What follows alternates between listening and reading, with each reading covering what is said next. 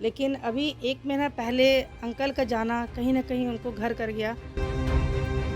हम लोग को लगता है कि कुछ तो छठ माँ का कुछ तो मिरेकल कर देती माँ कि कुछ दिन और कम से कम कुछ दिन और उनको रहने देती। शारदा सिन्हा एक ऐसा नाम जो किसी परिचय का मोहताज नहीं। भले ही शारदा सिन्हा आज हमारे बीच नहीं है, लेकिन उनके गाए हुए गाने हमारे जहन में ताउम्र रहेंगे। हमारी मौजूदगी शारदा सिन्हा के आवास में है।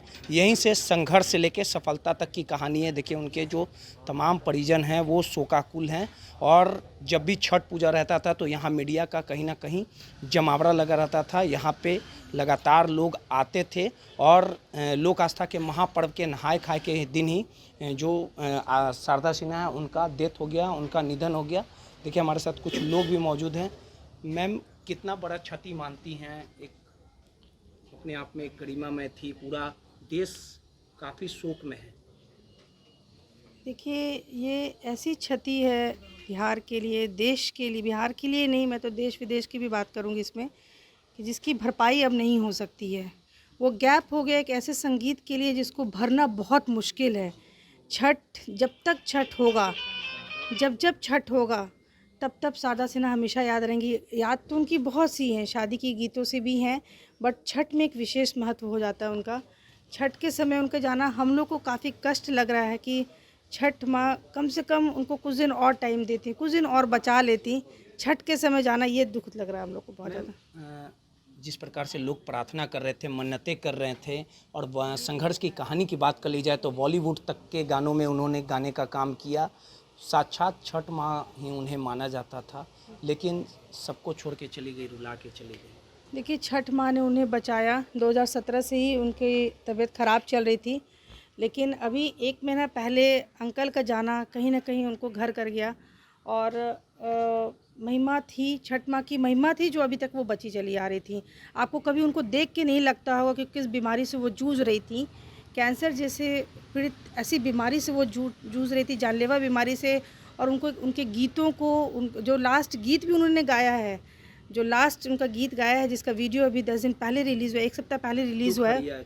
हाँ, उसमें भी आपको कभी ऐसा नहीं लगता हो कि वो, लगता है उस गीत को सुनिएगा तो लगता है जैसे वो अपने लिए गा रही हों और मांग रही हों कि अभी तक तो मैंने छठ माँ के लिए गाया, अभी तक तो मैंने लोगों के लिए गाया है, ये गीत लास्ट गीत मैं अपने लिए मांग रही हूँ। एटलीस्ट हम लोग को लगता है कि कुछ तो छठ माँ का कुछ तो मिरेकल कर देती माँ कि कुछ दिन और, कम से कम कुछ दिन और उनको रहने देती।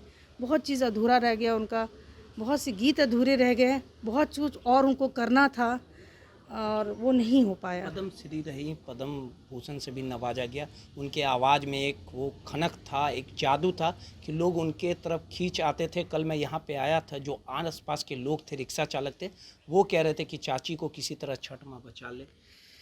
ये देखिए, उनकी आवाज़ को सुनिएगा तो ये लगेगा कि आवाज़ सुरीली होना ही मायने था। हाँ, और छठ का गीत और शादी का, विवाह का, आप कहीं भी जाइएगा, पूरे पटना, हम लोग तो अभी पटना में बोरिंग रोड से आ रहे हैं, कोई एक ऐसा जगह नहीं होगा, कोई ऐसा रिंगटोन नहीं होगा मोबाइल का जिसमें उनकी गीत अभी नहीं। बहुत बहुत ये दुख ऐसा है जिसको बयां करना मुश्किल है।